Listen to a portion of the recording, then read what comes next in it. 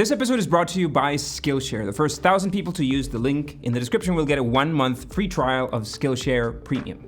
Every day we hear that we should walk more or watch what we eat or work out or that we're getting fat and people are noticing on YouTube. So some of us need to keep track. Fitness wearables exist as far back as 2003, but as more and more people go into exercise, competition has increased. And when it comes to fitness smart watches, 3 brands have made a name for themselves. Apple, Fitbit, and Garmin have vastly different backgrounds, but they all want to be your fitness tracker. So let's look at this war between these wearables in this episode of Company Forensics.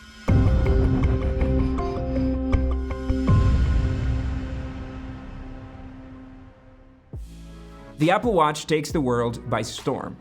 Every new Apple product comes with detractors, and the Apple Watch was no different. But some of the arguments were pretty solid. For example, when it came out in 2015, the CEO of Tag Heuer, Jan-Claude Biver, said, "Can your children wear the watch? No. Why? Because it will not work anymore." But the future wasn't Apple's goal. Instead, it was the present. So though many were excited about this idea, the launch wasn't perfect. First of all, it wasn't cheap. The price ranged from $350 to like $1,000 for the standard editions, and Apple Watch Edition was $10,000. And this, of course, didn't sell well. Also, some apps were slow and notifications regularly failed. As a result, users found themselves missing messages and emails. But still, iOS fans loved the watch. And the stats sort of proved that the first quarter of the Apple Watch's launch claimed 75% of the global smartwatch sales.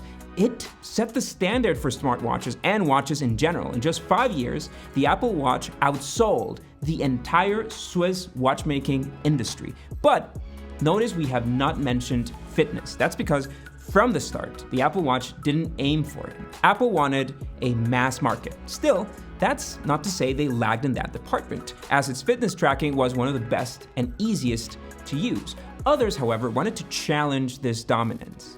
The military brat that challenged Apple.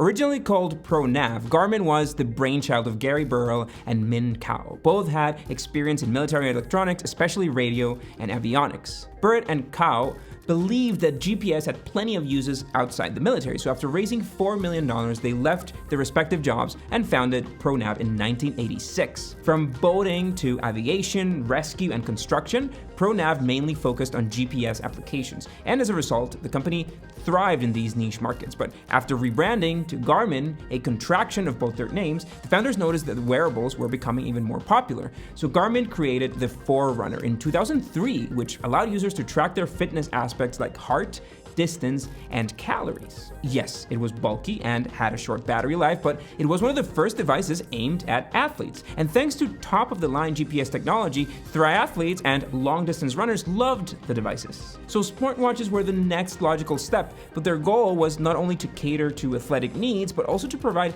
everyday tools like emails, texting, and others. So Garmin launched new products every 2 years, constantly improving and adding more features. These days, you can even find them with Spotify connections and Bluetooth and contactless payments. So while the Apple Watch aimed at the mass market, Garmin created rugged products for adventure seekers. But one small company wanted to target ordinary people who loved exercise. The young, small, but scrappy fitness company. Fitbit is a classic underdog story. The company was born in 2007, and to convince investors, founders James Park and Eric Friedman had very little to show. Their idea was this small device that told the user about their steps, their calories, and their distance. But their model was really a wooden box with some circuits. But they believed in their brand, and that's where the brand management comes in. It's not enough just having a good idea. It's about taking your brand and exploring its potential. And that's where Skillshare comes in. Skillshare is an online learning community with thousands of inspiring classes for creators. You can explore new skills, deepen existing passions, and get lost in creativity. From marketing to entrepreneurship, Skillshare has thousands of classes for every skill level. So if you want to learn more about brand management, you can check out Brand Management, the course Creating What Sets You Apart by Chris Bauman. You learn the pillars of brand management in bite-sized video lessons so that you can implement a brand strategy effectively. And as a brand, Fitbit caught on. In an early sales pitch, they hoped for 50 pre-orders and ended up getting 2,000. But neither of the founders had manufacturing experience, so at first, the company struggled to come up with an efficient manufacturing process. Both Friedman and Park have said that Fitbit came close to going out of business 7 times. The first Fitbit was pretty rudimentary. It was this clip-on that you placed on your collar or your pants, but back then, this was brand new tech and people loved it. In 2009, they had 25,000 orders with more on the way. 2 years later, Fitbit included a strap and a digital clock, and there was even phone connectivity, but no messaging or email. That's because Fitbit was obsessed with one single goal: health. Their heartbeat monitors were so good they even appeared in medical studies from the Mayo Clinic. Plus, both founders loved data, and the more, the better. Fitbit even had plans to use it as part of a diagnosis and treatment. But this obsession meant that their products were too basic to be called smartwatches. When the Apple Watch entered the market, Fitbit didn't adapt quickly enough. The company launched its smartwatch, the Fitbit Glaze, in late 2016. That's almost 2 years later. And there were some sales, but ironically, as they launched their smartwatch,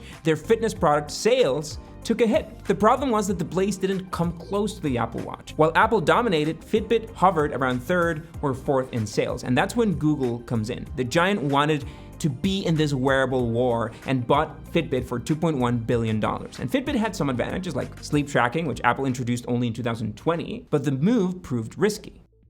The market becomes more competitive. Since the Apple Watch launched, it has consistently remained at the top of sales. Meanwhile, Garmin and Fitbit have struggled to gain ground. Does that mean that Apple Watch is the best? Well, that's really up to you to tell us. So, what do you think the best wearable is? As you can see, I've been using this Apple Watch Series 0 for a long time. I'm really stretching how much it can last, and it's already too slow to be used for most applications. But I don't feel ready to, if I want to upgrade a watch, I don't feel ready to kind of move to these expensive kind of like brand watches. I don't think that just goes with my personality. Anyway, it's not like nobody buys the other brands. For example, 2020 was a good year for Garmin when it managed to place 3rd in global sales. Meanwhile, Fitbit's best year was 2018 when it placed 3rd in sales. But despite the hype over Fitbit's new smartwatch, the Versa, Google's purchase didn't seem to help Fitbit. They went from 3rd in sales in Q3 2019 to dropping out of the top 5 by Q1 2020, managing to climb to 4th place in late 2020 again. Still, the competition is getting more and more challenging every day. First of all, giants like Samsung are still strong, but also other companies are rushing to get into the market like Xiaomi, Huawei, Titan, and even Fossil. So let's talk controversies. These are just smartwatches, but they're still controversial, and some revolve around the very same health tracking they promote. Because after all, this is your health data, and are you willing to share your health data with all of these companies? In 2018, the Apple Watch first introduced an EKG feature, which sounds great, but medical professionals urged users not to blindly trust the watch, as average users might not understand the results. This feature increased the odds of misdiagnosis. And then there's Fitbit's love with data. You see, when Google announced the purchase, the giant was also facing backlash over privacy issues. So many users threw away their Fitbits as they didn't want to be part of Google's privacy issues, especially regarding health. Wearables present a dilemma. A study showed that 89% of users wear it all the time, but as more and more companies face scrutiny regarding data, customers might not love the idea of wearing them 24/7. Also, besides privacy issues, there are constant reminders to work out, to walk more, and to stay on top of your health. And for some, this may be great, but for others, it might just induce anxiety and stress. In the end, a smartwatch can be an excellent tool for those in fitness and in exercise, even for productivity, but it can also be another way for us to remain connected, even when we don't want to. What do you think? Let us know in the comments. Hope you enjoyed today's video, and don't forget to hit that subscribe button. We'll see you next week.